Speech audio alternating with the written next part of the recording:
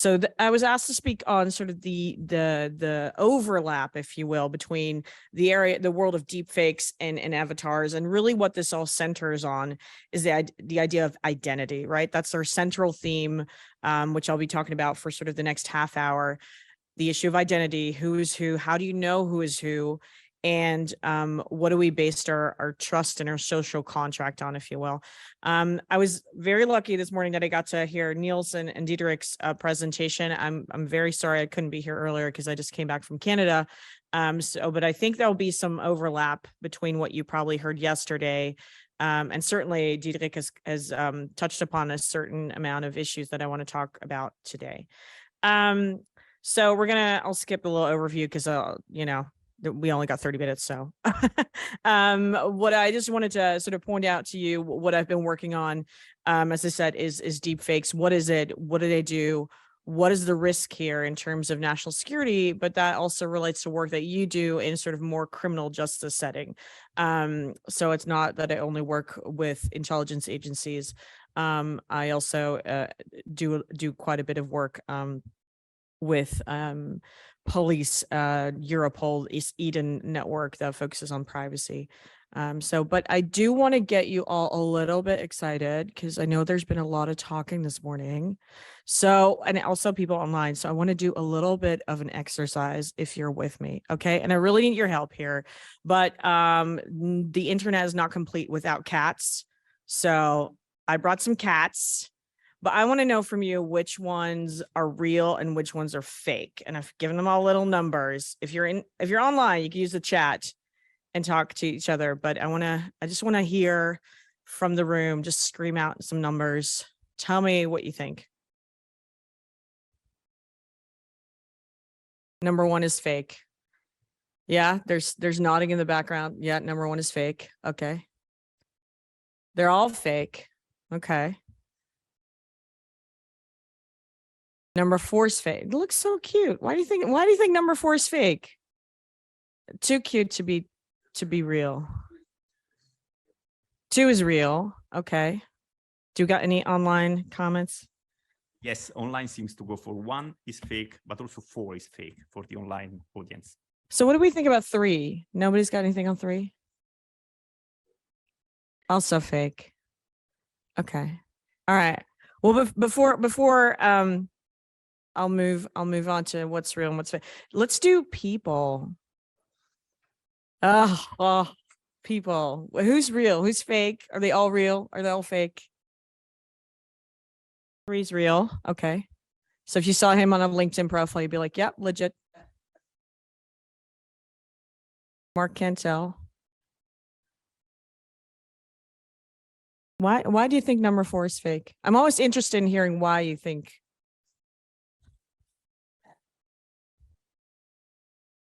Maybe a little filter,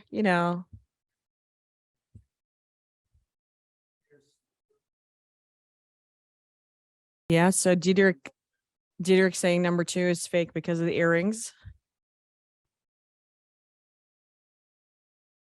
Yeah, the background is always a little bit of a challenge, right? Because what is in focus, what is out of focus?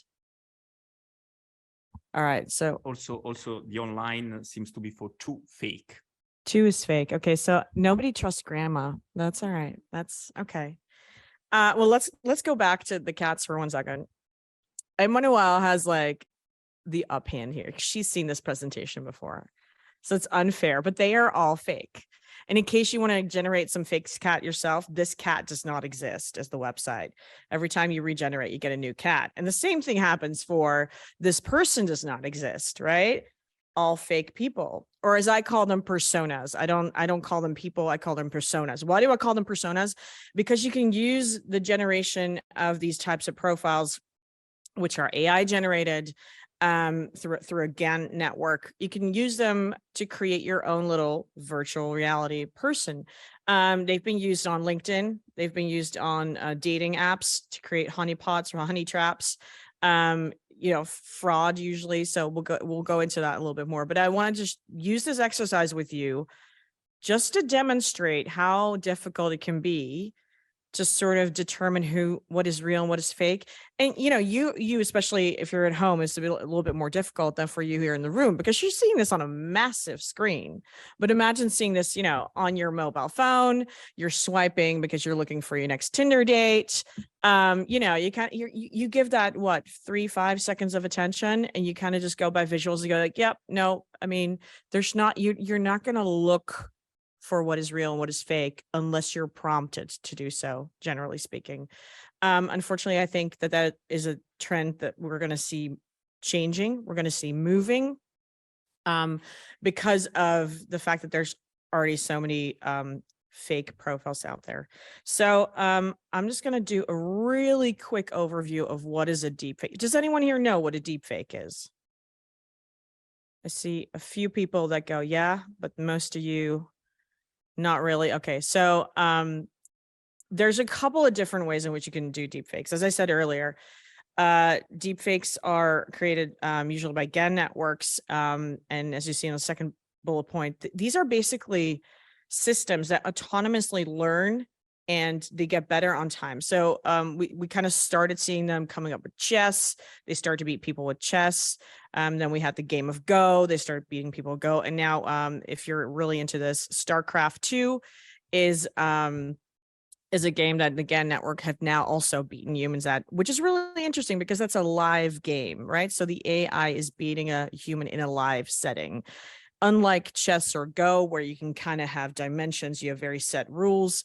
That StarCraft 2 is a strategy game. So the computer needs to learn any type of strategy. But of course, this computer has had so many hours of learning and so many different ways in playing this game. And then remembering all that they're beating humans now at this game too. So why is that important again, network? Because that's how these humans and these cats are created, right? It keeps on creating a new cat or a new human, and a different computer system keeps on going, no, that's fake. No, that's fake. No, until it goes, yeah, looks like a cat. Might have 6 legs, but the computer system doesn't understand a cat doesn't have 6 legs. So that's sort of how these computer systems keep on beating each other and keep on improving their quality. And so what can you do with a deep fake? Well, you could do a face swap, right? That's the sort of really basic. You have your famous person, you swap your own face into it, or vice versa. That's how a lot of early pornography was made, right? Famous actress face onto a different person's body. You have the reenactment. So that is a deep fake where you take existing footage and you can use that and manipulate that footage to having that person do what you said should do, or having them say what you think they should say. And then you have the entire new content generation. And that's also kind of what you see with the personas. You see that there's entirely newly created content that doesn't exist before. So you also don't have a reference image, right? Where with the face swap and the reenactment, you can sometimes find reference images or reference videos. With the completely newly generated content, you can't sort of do your right click, find this image online and find out that, this picture has been used 1,700 times for different profiles.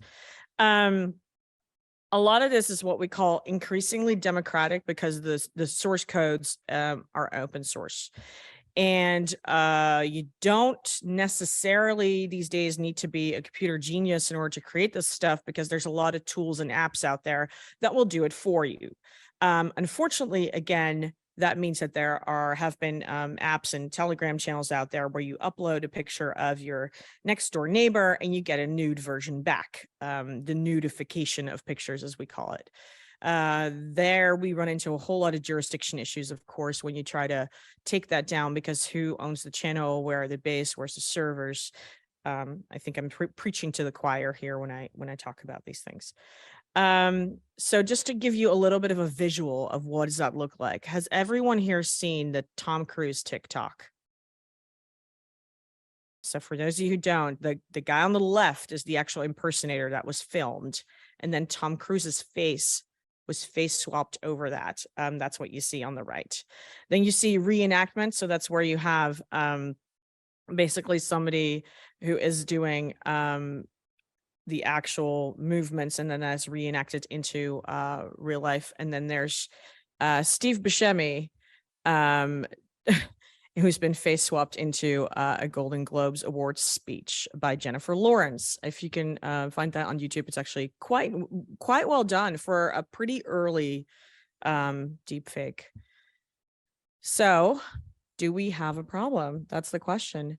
And of course, I'm here to talk about the metaverse, right? I'm not here to talk only about deepfakes. But the idea about deepfakes is that if you move that entire sort of scene over to your avatar scene, you're starting to see the same problems because there's a level of anonymity. There's a level of where you can impersonate people, and people will not necessarily know it's not you. So if we look, I took this this image from a company that creates avatars. And George Bernard Shaw said, life isn't about finding yourself. Life is about creating yourself. Well, what if you create someone who's different than yourself? That gives you maybe a freedom to express who you are. And I'm all for that. Listen, I was trained as a human rights lawyer, so I'm all for freedom of expression, LGBTQ rights in countries where that's repressed, express yourself. But there's a danger to a certain level of anonymity where you can be anyone. That also means that you can evade prosecution in case you do end up doing criminal things. So this is just a picture that was scraped from offline, and you can see how you can have an avatar created in the likeliness of an actor. So with that, let's see, we're 12 minutes in. Let me move to some of the risks that are overlapping between the ideas of having deepfakes online and having your avatar that is not actually a representation of you as a person, or that is an anonymous representation hereof. So we got individual risks. And I first actually want to go to the tweet that I threw out online that you can see here of Jennifer Lawrence. Jennifer Lawrence, in case you don't know, was victim of this huge sort of online dump of all sorts of nude pictures of her, actual nude pictures, so not deepfaked.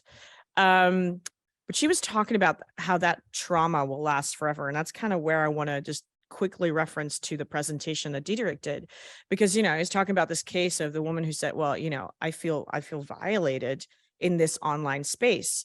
And I think it's very important to emphasize that some of the research that's done on victims of deepfakes, and there isn't a lot of research out there because people are so afraid to come forward, because it's like, well, it's not me, right?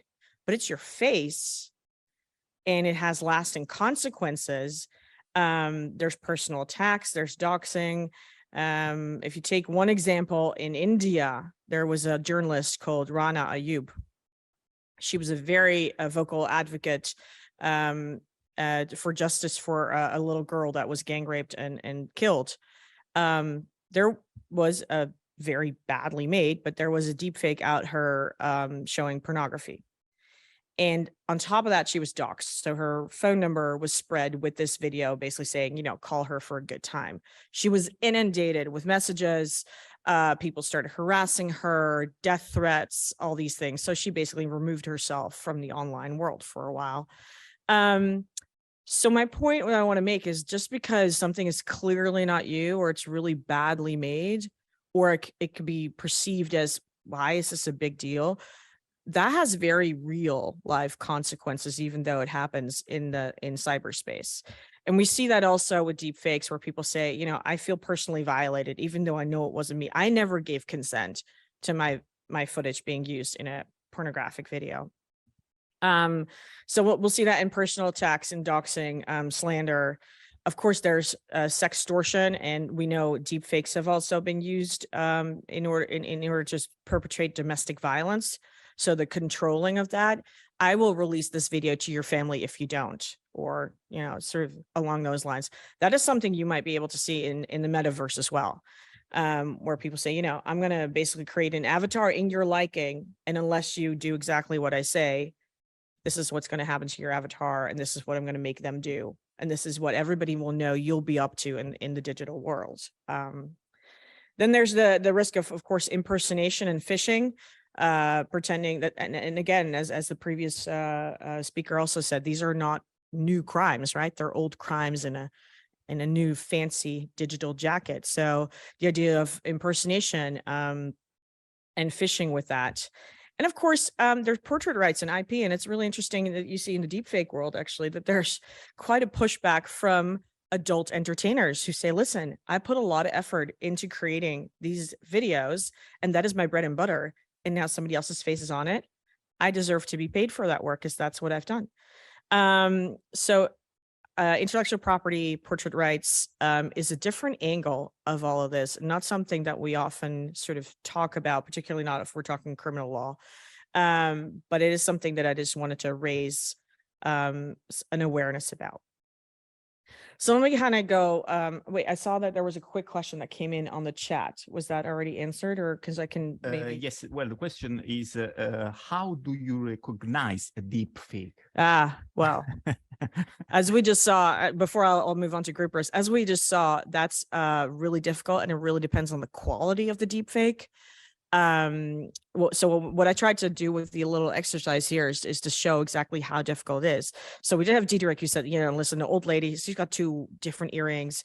Sometimes you can kind of see where the hairline is a bit blurry. It's, we call them artifacts in computer science, where it's a bit blurry, or there's too much symmetry. I think that's what you all had with lady number 4, that she had such an incredible symmetric face, which really rarely happens in the real world. But so some of them are just too perfect. But in reality, it's very difficult to do. And I have had questions about, well, can't AI do that? I did a sort of an internship with the Dutch National Forensic Institute, where they actually do look at that in terms of trying to uncover whether or not perpetrators in child sex abuse videos are real or are deep fakes, in order to know, should we find this person and can we prosecute them or not. It is very time consuming and very, very difficult and very expensive to do. So I'm sorry to whoever answered or asked that question, but the short answer is it's very difficult to do if they're well made. So let me just quickly move on to the group risks, again, of having this sort of avatars, or having the likeliness of a famous person, for example, in as a deep fake. There's a level of reputational damage, right? Some people are their brand. Take Serena Williams. She's not just Serena Williams. She's a tennis player. She's got contracts with sponsors. She might be, a goodwill ambassador for UNICEF, for example. So if you have these people and they are a brand of themselves, having them exposed as something they're not, even if that's not real, either in the metaverse or as a deepfake, that could really harm their reputation, and therefore their brand. Sponsoring contracts might be canceled. And in some cases might hurt your profession. As I just spoke about the journalist, Rana Ayub, that reflects in certain degree on journalists in the minds of some people, right? In the minds of people who respect journalists for the work they do, that's different, but it can definitely be used as sort of a stick to beat people with work in a certain field.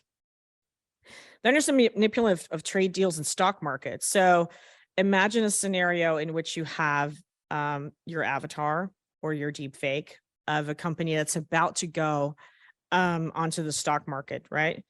And you have a video of this owner. It says, oh, actually, by the way, grossly overpriced, this company. Like, I don't know what's going on, but release that and watch the stocks tank on the first day. You can manipulate all sorts of processes that are based on trust, right?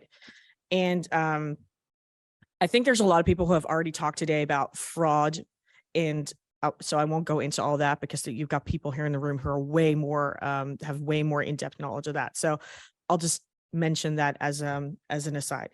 And then there's a societal risk. Just as I said, I'll start with the last point first. Just as I said, you can manipulate all processes that relate to trust. Well, increased risk of polarization and online violence. Is it a safe space to meet online, or do we get this this dark web of places where terrorists and such meet?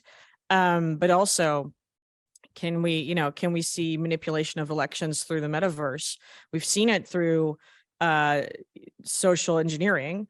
Does that social engineering move all the way onto the metaverse? I would say yes.